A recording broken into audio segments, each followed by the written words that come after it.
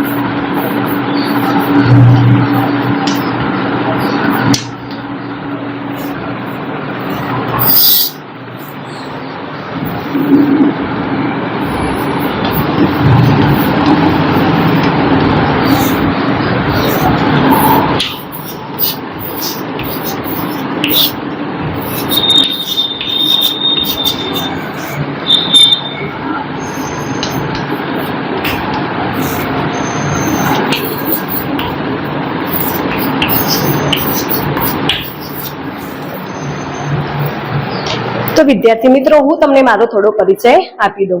મારું નામ પટેલ ફાલ્ગુનીબેન જસવંત કુમાર છે. હું સ્વામી વિવેકાનંદ સર્વોદય બેંક એજ્યુકેશન કોલેજ મહેસાણાની પ્રશિક્ષણાર્થી છું. મને હવે તમારો થોડો પરિચય આપો. તમારું નામ શું છે? બરાબર. તમારું નામ શું છે? મારું નામ પટેલ હનીબેન છે. તમે ક્યાંથી આવો છો? તમને શાનો શોખ છે? તમારો ફેવરેટ વિષય કયો છે? બરાબર. તો વિદ્યાર્થી મિત્રો, આપણે સૌ જાણીએ છીએ કે વાર્ષિક હિસાબો લખતી વખતે વેપાર ખાતું, નફા નુકસાન ખાતું અને પાકું સરવૈયું જેવા પત્રકો બનાવવામાં આવે છે. માલની આવક જાવકના વ્યવહારો તથા ખરીદીને લગતા વ્યવહારો તથા ઉત્પાદનને લગતા વ્યવહારો વેપાર નોંધમાં નોંધાય છે. તેના આધારે નફો કે ખોટ શોધવા માટે જે ખાતું તૈયાર કરવામાં આવે છે તેને વેપાર ખાતું કહે છે. વેપાર ખાતાની ઉધાર બાજુ શરૂઆતનો સ્ટોક, ખરીદી બાદ ખરીદ પરત તેમજ અન્ય રીતે માલની જાવક જેવી કે નોંધ નોંધવામાં આવે છે. વેપાર ખાતાની જમા બાજુ વેચાણ બાદ વેચાણ પરત તેમજ માલનો આખર સ્ટોક દર્શાવવામાં આવે છે. ભાગીદારી પેઢીનું ચોખ્ખો નફો કે નુકસાન શોધવા માટે નફા નુકસાન ખાતું તૈયાર કરવામાં આવે છે. નફા નુકસાનની ઉધાર બાજુ વેપાર ખાતેથી લાવવામાં આવેલ કાચો ખોટ પેઢીના વહીવટી ખર્ચા, વેચાણ વિસ્તરના ખર્ચા અને નાણાકીય ખર્ચા તેમજ અન્ય રીતે ભાગીદારી પેઢી મિલકતોનો ઘસારો તેમજ અન્ય રીતે ભાગીદારી પેઢીનું નુકસાન દર્શાવવામાં આવે છે. નફા નુકસાન ખાતાની જમા બાજુ વેપાર ખાતેથી લાવવામાં આવેલો કાચો નફો તેમજ ધંધાની ઉપજો, મળેલ વ્યાજ, મળેલ ભાડું જેવી ઉપજો દર્શાવવામાં આવે છે. ભાગીદારી પેઢીનું આર્થિક સ્થિતિ જાણવા માટે પાકું સરવૈયું તૈયાર કરવામાં આવે છે. પાકા સરવૈયાની બે બાજુઓ હોય છે. એક બાજુ મૂડી દેવા બાજુ દર્શાવવામાં આવે છે અને બીજી બાજુ મિલકત લેણા દર્શાવવામાં આવે છે. મૂડી દેવા બાજુ બેંક ઓવરડ્રાફ્ટ, દેવી હુંડી અને ચૂકવવાના બાકી ખર્ચા દર્શાવવામાં આવે છે.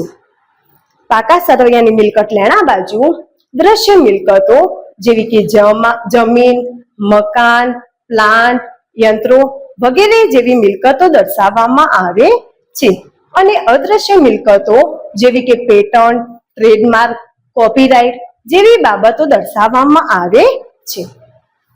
તો વિદ્યાર્થી મિત્રો, હું આના પરથી કેટલાક તમને પ્રશ્નો પૂછીશ. જેને જવાબો આવડે તે પૂરા વાક્યમાં જવાબ આપવા પ્રયત્ન કરશો. પહેલો પ્રશ્ન, વાર્ષિક હિસાબો લખતી વખતે કયા કયા પત્રકો તૈયાર કરવામાં આવે છે?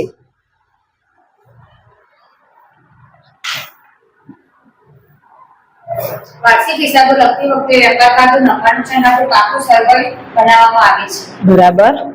પાકા સરવૈયાની કેટલી બાજુઓ છે? કઈ કઈ? પાકા સરવૈયાની બે બાજુ હોય છે, એક મૂડી લેવા બાજુ અને બીજી મિલકત લેણા બાજુ. બરાબર. મિલકત લેણા બાજુ કઈ કઈ વિગતો દર્શાવવામાં આવે છે? મિલકત લેણા બાજુ જમીન, મકાન, પ્લાન વગેરે દર્શાવવામાં આવે છે. બરાબર. અદ્રશ્ય મિલકતોમાં કઈ કઈ બાબતો દર્શાવવામાં આવે છે? પેટર્ન, ટ્રેડમાર્ક, કોપીરાઇટ જેવી બાબતો દર્શાવવામાં આવે છે. બરાબર. ધંધાની પ્રતિષ્ઠાનું મૂલ્ય દર્શાવતી બાબત કઈ છે? અદ્રશ્ય મિલકત કઈ છે? ધંધાનું મૂલ્ય દર્શાવતી અદ્રશ્ય મિલકત પાઘડી છે. બરાબર. તો વિદ્યાર્થી મિત્રો, આજે આપણે એક મહત્વના એકમ પાઘડી વિશે અભ્યાસ કરીશું.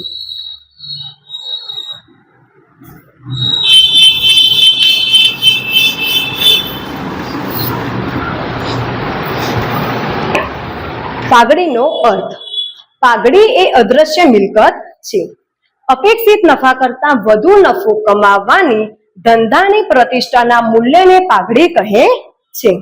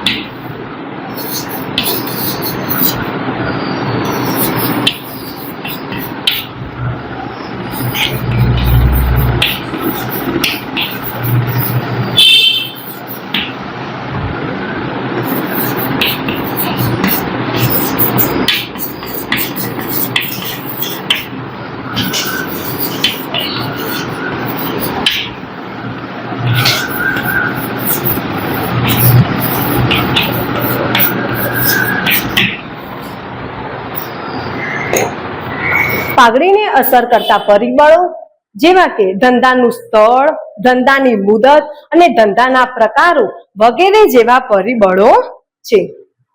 પાઘડીના મૂલ્યાંકનનો આધાર પેઢી કે ધંધાની નફો કમાવાની ક્ષમતા ઉપર રહેલો છે. જો ખોટ હોય તો ધંધામાં પાઘડીનું અસ્તિત્વ હોતું નથી. પેઢી કે ધંધાની ભવિષ્યમાં નફો કમાવાની ક્ષમતા એટલે કે ભવિષ્યમાં કેટલો નફો જળવાઈ રહેશે તેની સરેરાશ રીતે જે જુદી જુદી પદ્ધતિઓનો ઉપયોગ કરવામાં આવે છે. જેવી કે પાઘડીના મૂલ્યાંકનની 4 પદ્ધતિઓ છે. પહેલી સરેરાશ નફાની પદ્ધતિ, બીજી અધિક ભારિત સરેરાશ નફાની પદ્ધતિ, ત્રીજી અધિક નફાની પદ્ધતિ અને ચોથી નફાના મૂડીકરણની પદ્ધતિ. પાઘડીના મૂલ્યાંકનની પદ્ધતિઓ કઈ કઈ છે?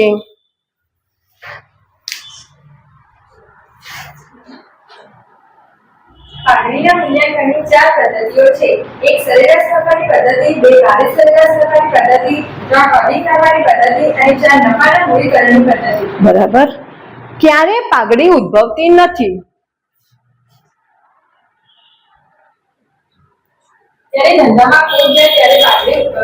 બરાબર. જ્યારે પેઢી કે ધંધામાં ખોટ જાય ત્યારે પાઘડી ઉદ્ભવતી નથી.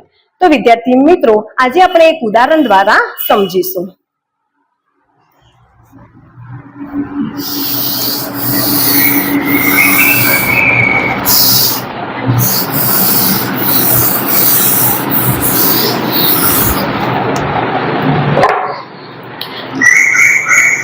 પાઘડીના મૂલ્યાંકનની 4 પદ્ધતિઓમાંથી આપણે ભારિત સરેરાશ નફાની પદ્ધતિ વિશે અભ્યાસ કરીશું. આવા સંજોગોમાં નજીકના વર્ષોને વધુ અને તે પહેલાના નફાને ઓછો ભાર આપવામાં આવે છે.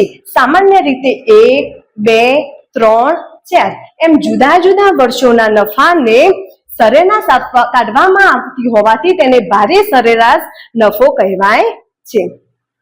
તો વિદ્યાર્થી મિત્રો, આજે આપણે એક ઉદાહરણ દ્વારા સમજીશું.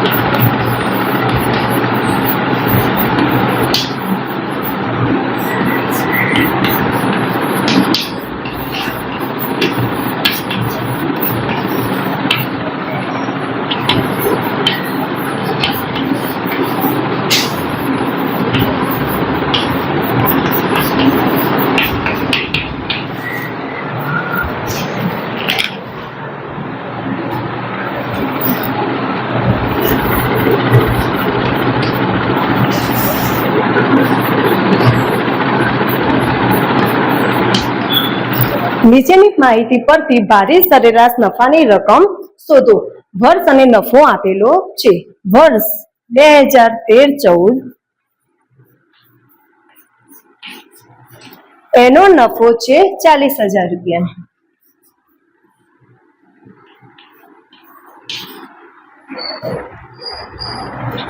2014-15 વર્ષ એનો નફો છે 50,000 રૂપિયા.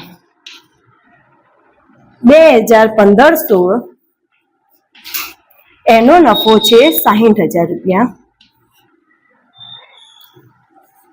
2016-17 એનો નફો છે 70,000 રૂપિયા.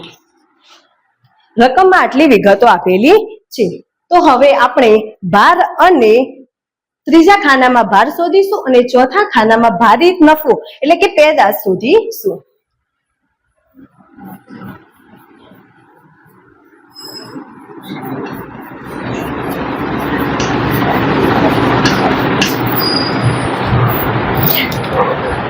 તો ભાર આપણે જેમ વર્ષોની સંખ્યાના નફામાં વધારો થતો જાય છે તેમ ભારમાં પણ વધારો થતો જાય છે. એટલે કે સામાન્ય રીતે આપણે 1, 2, 3, 4 લઈશું.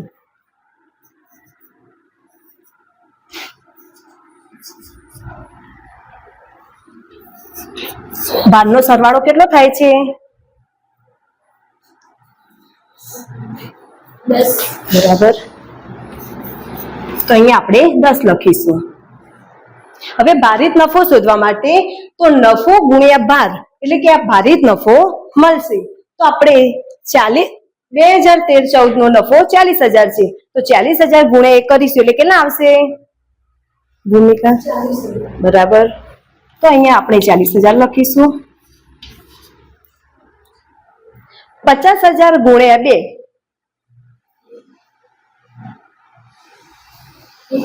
બરાબર.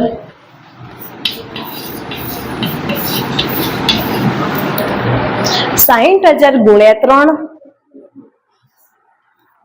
1,80,000. બરાબર.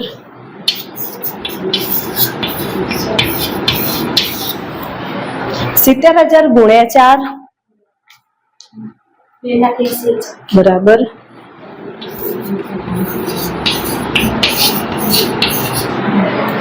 22 નફાનો ટોટલ કરો સરવાળો.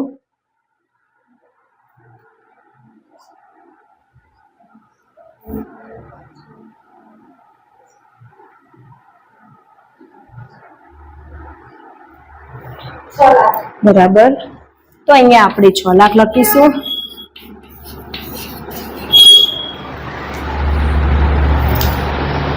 ભારે સરેરાશ નફાનું સૂત્ર જણાવો. કુલ ભારિત નફો ભાગ્યા 12. બરાબર. ભારિત સરેરાશ નફો.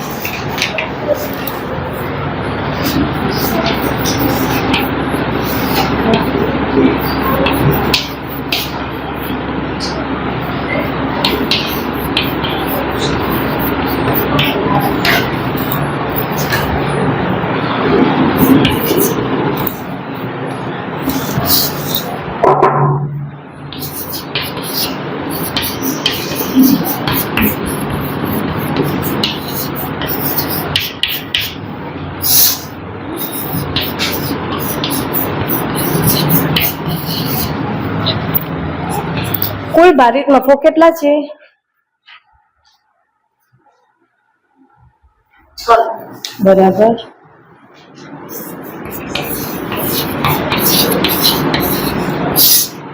કુલ ભાર કેટલો આપેલો છે? 10. બરાબર. 6 લાખ ભાગ્યા 10 કેટલા થાય છે? 60,000. બરાબર.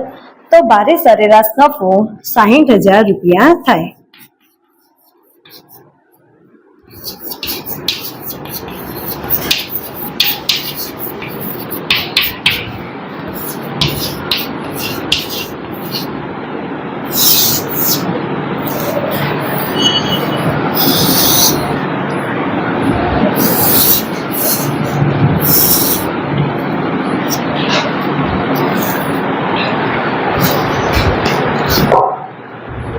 તો વિદ્યાર્થી મિત્રો, હવે હું તમને કેટલાક પ્રશ્નો પૂછીશ.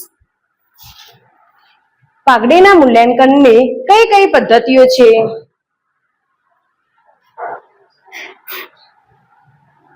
પાઘડીના મૂલ્યાંકનની 4 પદ્ધતિઓ છે. એક સરેરાશ નફાની પદ્ધતિ, બે ભારિત સરેરાશ નફાની પદ્ધતિ, ત્રણ અધિક નફાની પદ્ધતિ અને 4 નફાના મૂલ્યકરણ પદ્ધતિ. Very good. ક્યારે પાઘડી ઉદ્ભવતી નથી? જ્યારે પેઢી કે કંપની ધંધો ખોટ કરતી હોય ત્યારે ઉદ્ભવતી નથી. કંપનીની ધંધો પેઢી કે ધંધો ખોટ કરતો હોય ત્યારે પાઘડી ઉદ્ભવતી નથી.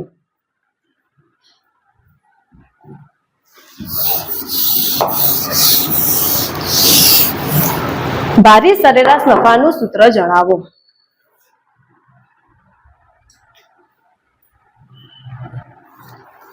ભારિત સરેરાશ નફો બરાબર કુલ ભારિત નફો અપર મૂલ્યકરણ. બરાબર.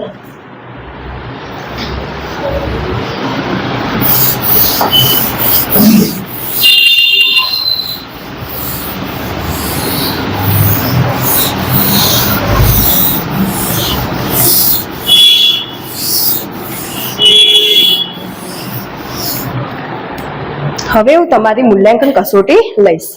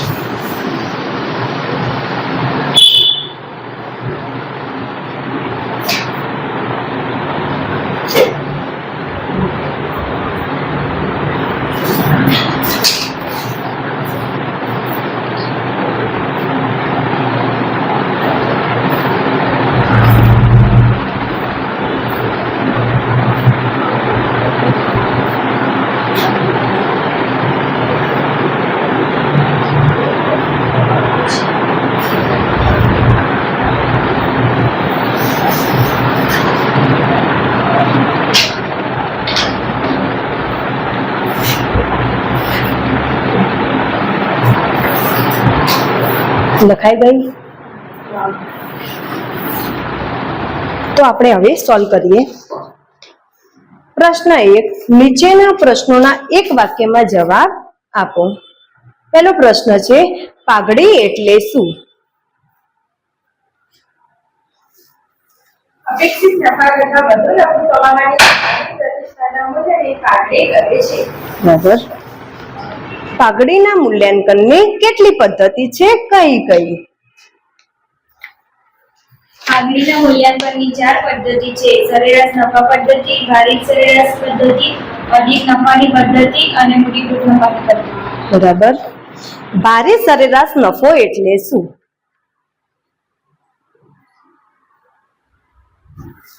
જુદા જુદા વર્ષોના નફાને ભાર આપીને સરેરાશ કાઢવામાં આવતી હોય તે પદ્ધતિને ભારિત સરેરાશ નફો કહે છે. બરાબર. પાઘડીને અસર કરતા પરિબળ કયા કયા છે? પાઘડીને અસર કરતા પરિબળો ધંધાનું સ્તર, ધંધાની મુદત અને ધંધાનો પ્રકાર છે. બરાબર. ધંધામાં ખોટ હોય તો કોનું અસ્તિત્વ હોતું નથી?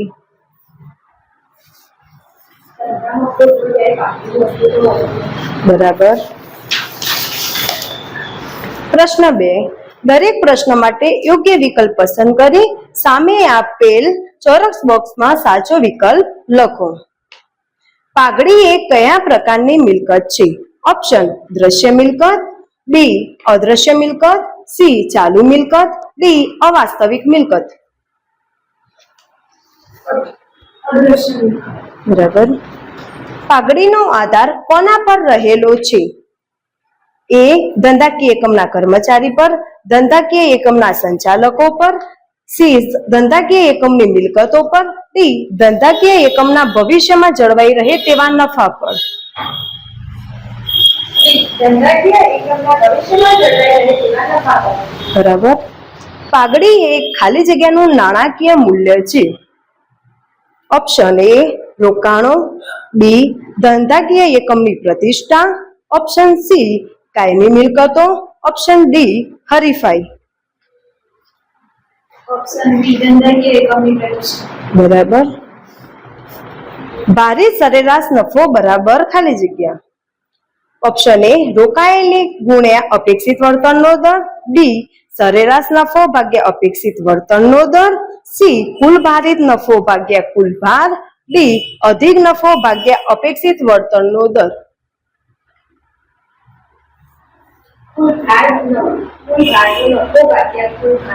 કુલ ભારિત નફો ભાગ્યા કુલ ભાર. જવાબ સી. જ્યારે પેઢીમાં દર વર્ષે નફો વધતો હોય ત્યારે કઈ પદ્ધતિ મુજબ પાઘડી માટે નફાની ગણતરી કરવી વધુ હિતાવહ છે?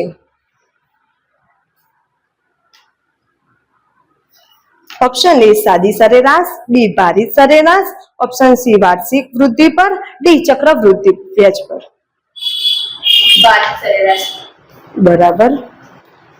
સ્વાધ્યાય પાઘડીના મૂલ્યાંકનની પદ્ધતિ વિશે ચર્ચા કરો.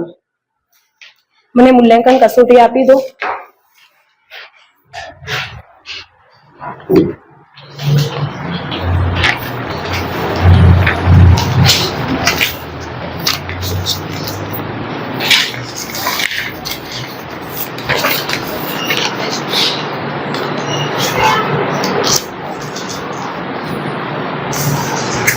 તો વિદ્યાર્થી મિત્રો, આ અભ્યાસ દરમિયાન તમે મને જે સાથ સહકાર આપ્યો તે બદલ તમારો આભાર.